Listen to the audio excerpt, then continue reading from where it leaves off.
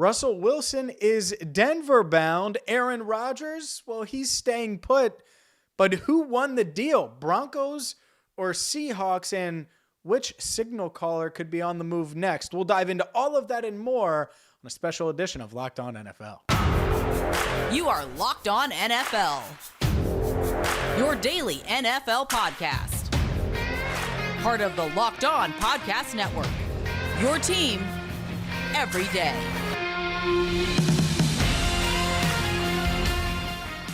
What up, NFL fans? I'm James Rapien. Welcome into a Wednesday edition and breaking news edition of Locked On NFL. Tony Wiggins going to join me in the second and third segments, and I must say this is a quarterback-packed show. Thank you so much for making us your first listen, especially with so many awesome news stories going on. We are here for you wherever you get your podcast. You can subscribe on YouTube as well. We're free and available every single day.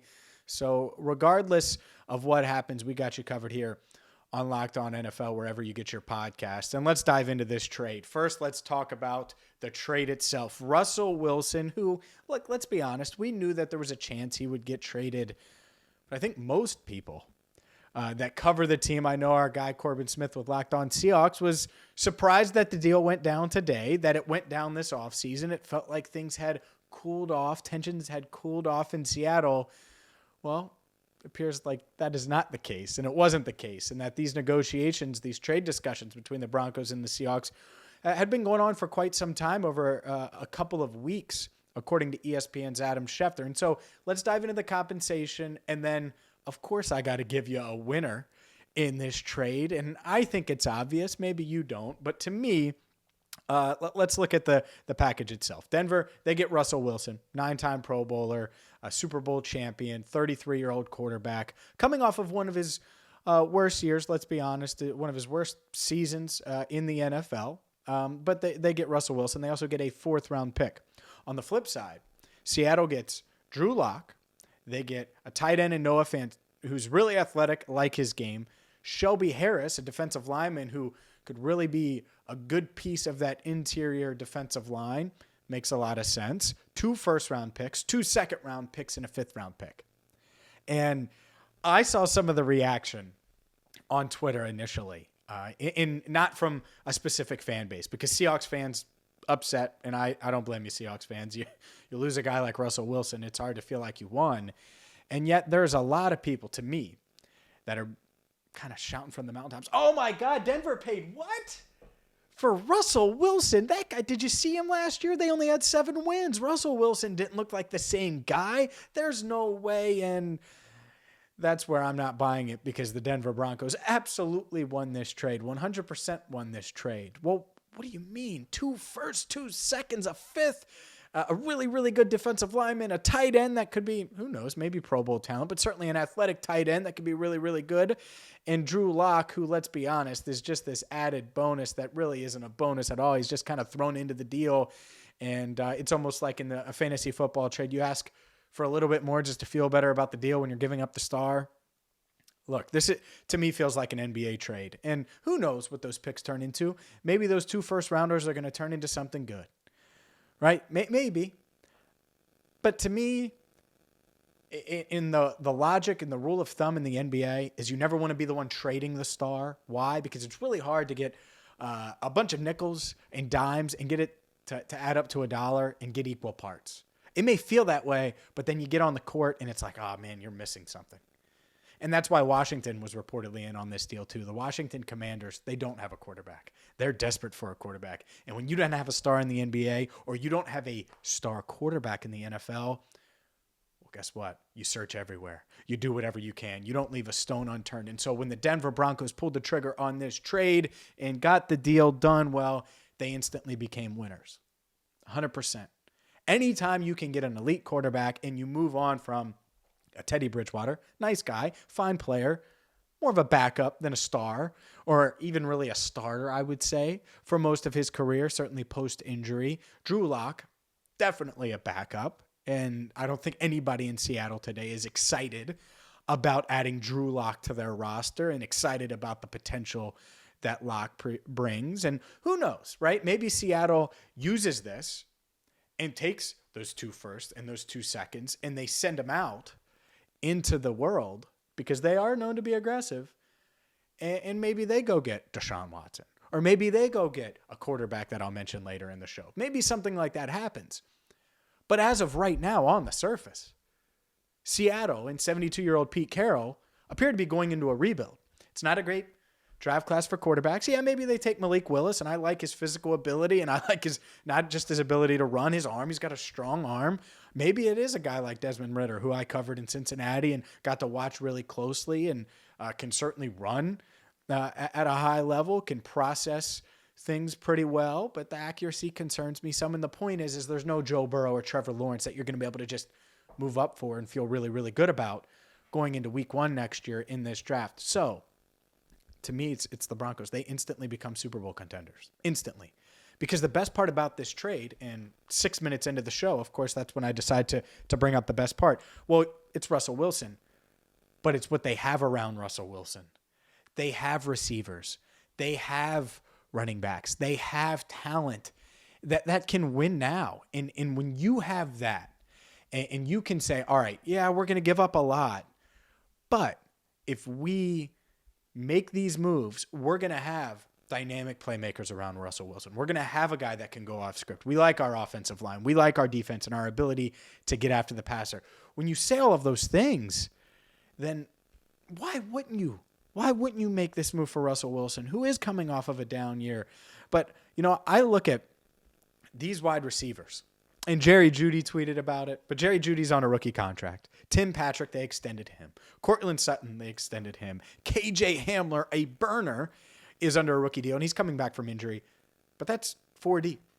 That's 4 deep. Cortland Sutton, loved him before his injury, and he came back and he showed flashes at the end of last year, and I think he's going to be even better now with Wilson. Tim Patrick, like him a lot, especially as a red zone threat. He's a big physical receiver.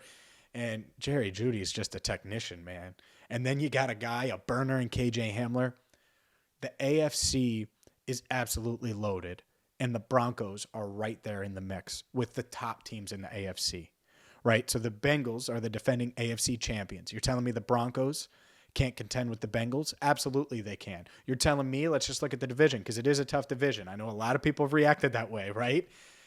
The Chargers, well, they're behind the Broncos now, and they have some catching up to do, in my eyes, because the biggest difference between the two teams is quarterback play. The rest of the roster, I like the Broncos roster. And so, man, I mean, you got Surtain on the outside on a rookie deal. So you have good cornerback play. You have a pass rush with Bradley Chubb and company. I'm just saying, and Von Miller, by the way, was flirting with the Broncos. So who knows? You never know. Maybe they make a run there at him. But I just look up and down this roster, and, Kansas City's going to be right there, right? A lot of these teams, these AFC teams, should be there for a while. The Bengals should be right there. But this Broncos team is not only in the mix now, because they were in the mix for the playoffs last year. They have to be in the conversation for AFC champions and to contend for an AFC title and a Super Bowl. And anytime you can get there, regardless of what it costs, anytime you can put yourself in that conversation and do it for the foreseeable future, which is what I think the Broncos did on Tuesday, you do it. So it's a great move by this team, by the front office, and by George Payton, the general manager, who you knew was trying to strike big. And when that Aaron Rodgers news came down, it was like, well, what are the Broncos going to do? And I'm going to talk about that Aaron Rodgers news with my guy, Tony Wiggins, next, because, well, he's got some beef with the way Rodgers has been treated recently. I understand it, but I also have some beef with Aaron Rodgers. We'll dive into that, and if the Packers will actually win a Super Bowl after signing Aaron Rodgers, or agreeing reportedly to a 4-year, $200 million record-setting deal. But first, I have to tell you about Built Bar, the #1 protein bar on the planet. My favorite protein bar. I eat them every single day. Why? Well, they're protein-packed, and they're high in protein, low in sugar, low in calories, and they're covered in 100% chocolate. So they taste like a candy bar. And so whether you're like me and you want that post-workout protein punch, maybe you just want a healthy midday snack while you're working from home and you don't grab the chips or something else, well, Built Bar is there for you. Or if you need to just store it in your car and you're going in and out of meetings, or you're traveling and you need something on the go, Built Bar is there for you. So check them out right now at built.com, and you're going to get 15% off right now with promo code LOCKED15. It's the best protein bar on the planet. You will not regret it. Check them out right now at built.com, promo code LOCKED15.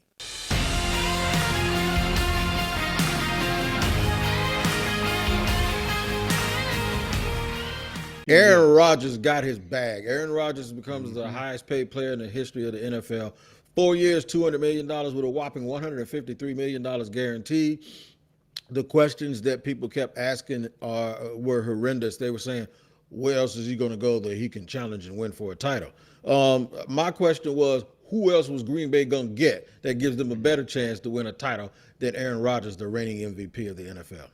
Yeah, that's, I think, what it boils down to, right? They clearly aren't as confident as Jordan Love as they were when they drafted him. And that was, looking back in hindsight, and really even at the time, felt like a bad pick, and it's cost them. But Aaron Rodgers, back-to-back MVPs, they've restructured their front office. He certainly gets along well with Matt LaFleur. And so it makes a lot of sense.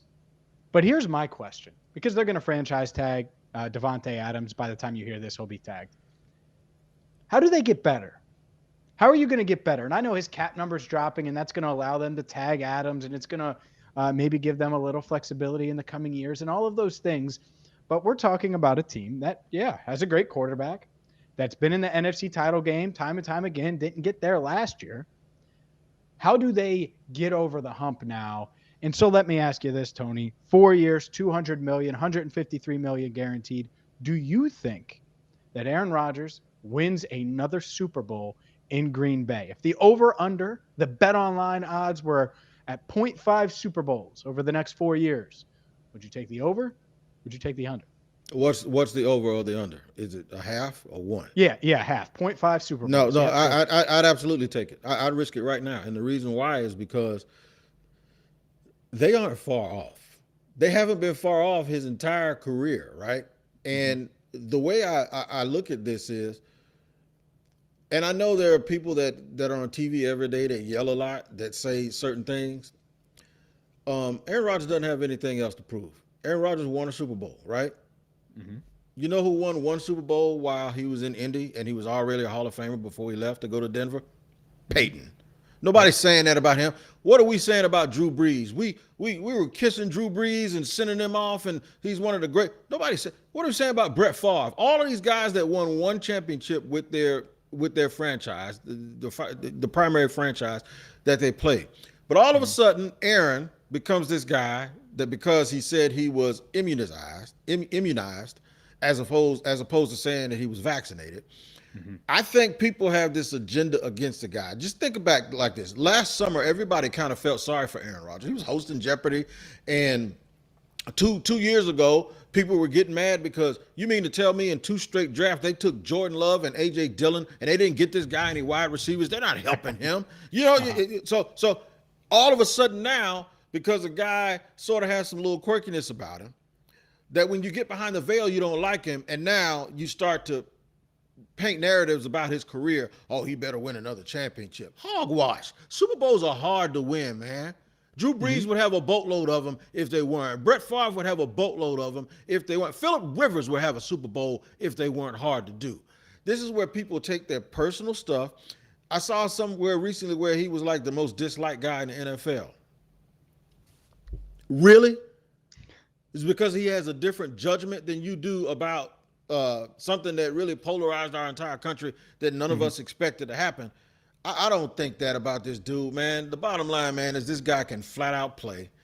You can't accuse the Packers of not giving him weapons at wide receiver and then not also bring that up. You can't look past the fact that their special teams coach was terrible. You can't look past the fact that they played most of the year, if not all of it, without Jair Alexander, who's one of the 3 best corners in the league. I don't think they have to do much, James, when you say how could they get better. Healthy Jair Alexander, better special teams play, guys continue and develop, continue to do what they have done, because contrary to what people believe in those 2 picks, they've really drafted well with both of those corners, Rashawn Gary, all of their offensive linemen. They were banged up on the offensive line. Get healthy and come back and take another swing at it. That's what they need to do. All right. I'm going to start with the Aaron Rodgers dislike because I don't like Aaron Rodgers.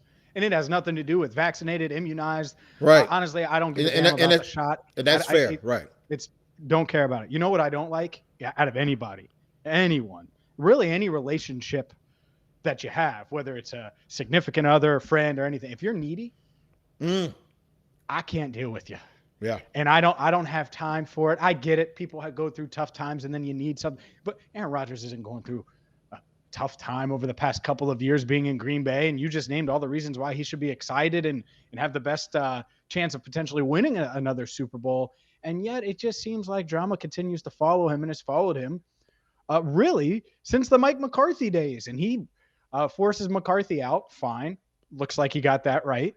And from there on, it's just there's a lot of drama that goes alongside it. And so that's the part of it with Rodgers where I'm at. And here's the other thing. All those quarterbacks you mentioned, Peyton, Drew Brees, you mentioned a couple other ones, Phillip Rivers, outside of Peyton Manning. And maybe even Peyton, but probably outside of Peyton Manning because I have Aaron Rodgers below Peyton Manning on my all-time greats list. Aaron Rodgers is supposed to be better than all of them. Yeah, if you ask the average fan or even the just non-biased sports fan or NFL fan, who's better, Aaron Rodgers or Drew Brees? I think from a football standpoint, they would say Aaron Rodgers. And Saints fans are going to cringe that I said that, but I think that's the reality. No, you're right. You're right. That we're looking at, right? So my standard is higher. And so this was his chance, his decision to maybe go to Denver, go the Peyton route, get another Super Bowl because that's a damn good roster. We've talked about that. Or run it back. But here's what the past couple of years have taught me. They're not good enough. For whatever reason, they're not. So how do they get better? And that's the part. Hopefully, whatever meetings they had to get this deal done, and if I'm a Packers fan, you're happy that the deal's done. What else can you do to get an explosive receiver or the tight end that they want? Or maybe it is defense. Maybe it is a piece that you don't necessarily associate with the quarterback that is going to get them over the hump. Because the last thing you want in sports is an aging roster and you're overly reliant on Devontae Adams, who's getting older, and you don't have anybody else. And I'm not saying Adams isn't, has missed a step or has lost a step. He's still the best receiver in the league. Right. But at some point you need something else. You need another threat. Look at the 2 Super Bowl teams. They had threats all over the place. So that's the part of it. How do they get better? Because I'm not convinced this is a Super Bowl team because it was pretty predictable that the 49ers were going to be able to beat Dallas. And if they got Green Bay, beat Green Bay. I was not shocked by that. And I don't think they were that great, especially at the quarterback position. So let me answer the question. I do think Aaron Rodgers is one of the 3 best quarterbacks I've ever seen. He's probably 2. And I'm just talking about Brady.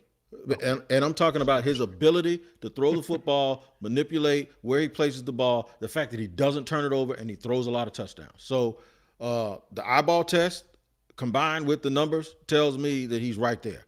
The other part of it, you're right about, though. Here's what I think they could do. And he could help them with this. But it's not about taking less money. It is about a little bit of less reliance on him. It is about the fact that when you play the way that they play because of how great he is, naturally you're not tough because everything's finesse.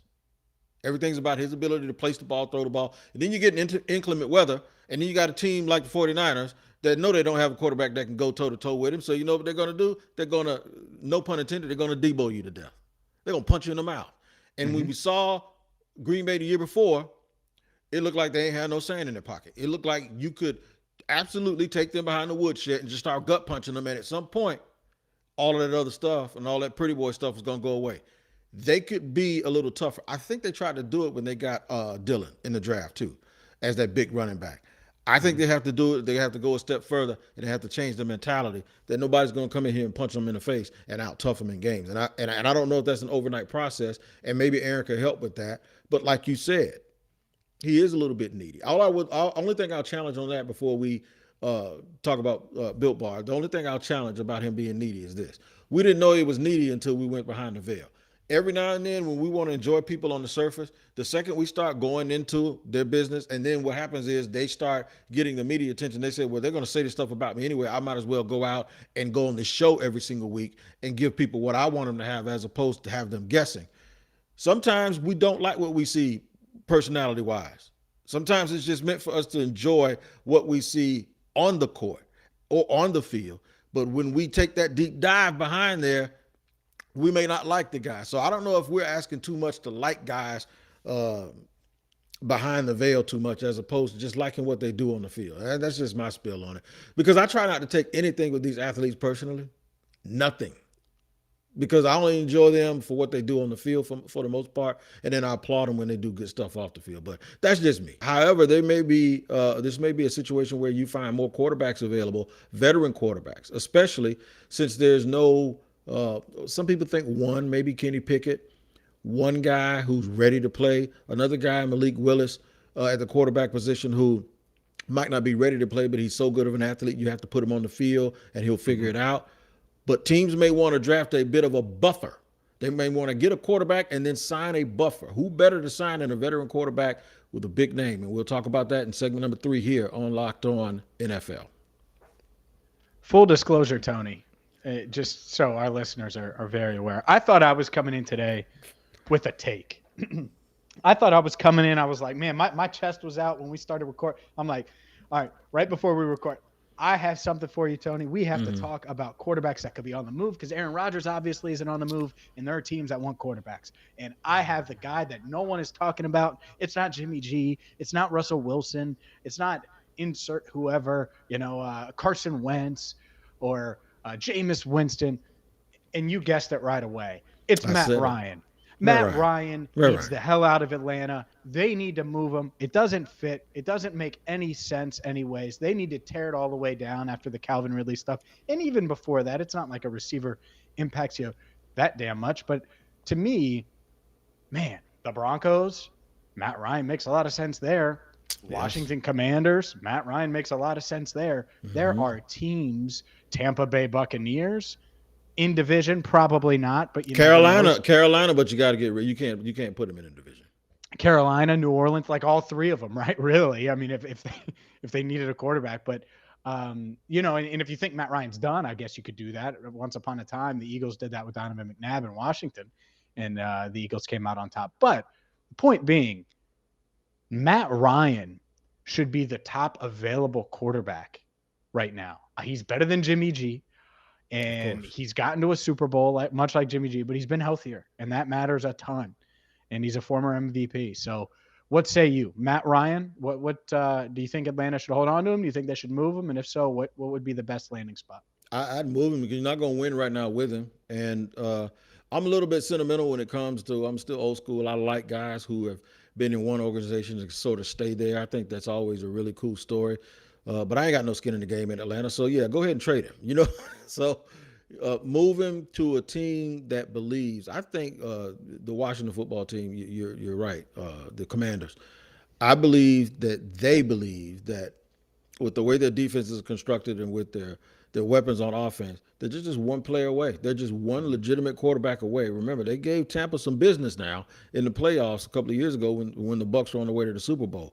I think that they believe they're just one guy away from challenging in that division and possibly making a run at it. So definitely, their coach definitely had a firsthand look at Matt Ryan for a number of years, Ron Rivera, when he was in Carolina. I wouldn't be surprised if that's the move. What would it cost with his age? Do you get a 1 for him? Do you get a 2 and one of those defensive players for him? That's probably where I would go. I would probably go ask for a 2 and a starter. And because they have an abundance of guys on the defensive line. That's where I go if I was Atlanta. And if I was Atlanta, I'd probably zeroing in on Malik Willis. Malik Willis and maybe Jameis Winston for a year, but that's what I would do if I was the Falcons. And you know who won't disagree? Aaron Freeman from Locked On Falcons. He ain't gonna disagree. He's been trying to tell us for years that they need to get rid of Matt Ryan. Yeah, no, I love that plan. And here's why I love Malik Willis, because there's upside, like a ton of it. Like you see the athletic traits, right? Like he could be the best athlete on the field, and he has a huge arm. And okay, he's not refined. All right, You know what I want when I'm drafting a quarterback early? Upside.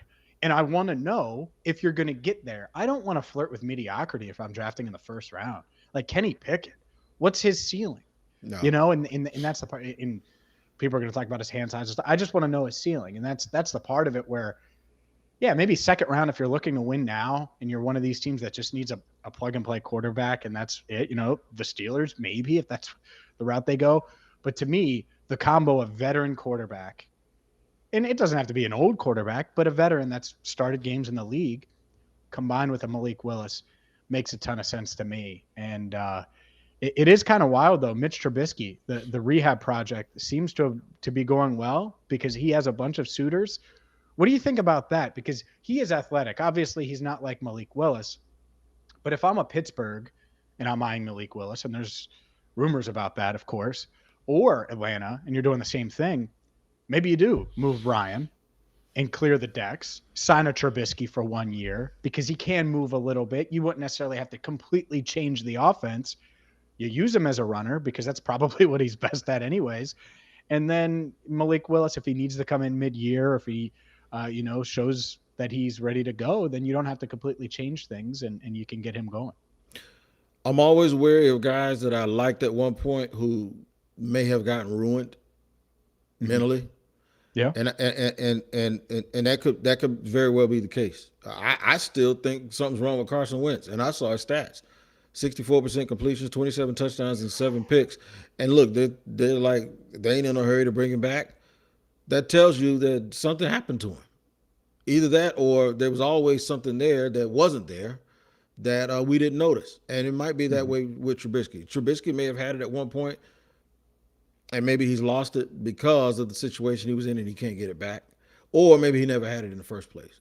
Either way, I'm weary about putting guys like that in those positions. As long as you have somebody behind him, I'd go ahead, like you say, draft a Malik Willis, start out with Trubisky, do whatever you got to do. But I wouldn't bank on him. I would not put my season or my job if I was a coach and bank it on a guy like Mitch Trubisky. I would do what you said. I would go young with Malik and then just go with it, and especially in certain cities. I think Atlanta and Carolina will go absolutely crazy for that kid. And the other thing, and I agree with that, the other thing, if you are Atlanta, maybe you don't even do that. Let's say they don't like Malik, right? Or they don't like this quarterback class in general. Maybe you just sign one of these guys for a year. Maybe it's a Winston. Maybe it's Andy Dalton. Maybe it's insert whoever. And it's like, yeah, we're playing for Bryce Love and we're playing for 2023. And that's painful. It is. But the Bengals basically did that in 2019, right? So there's a blueprint that you can Jaguars did it. The Jaguars did it in 20.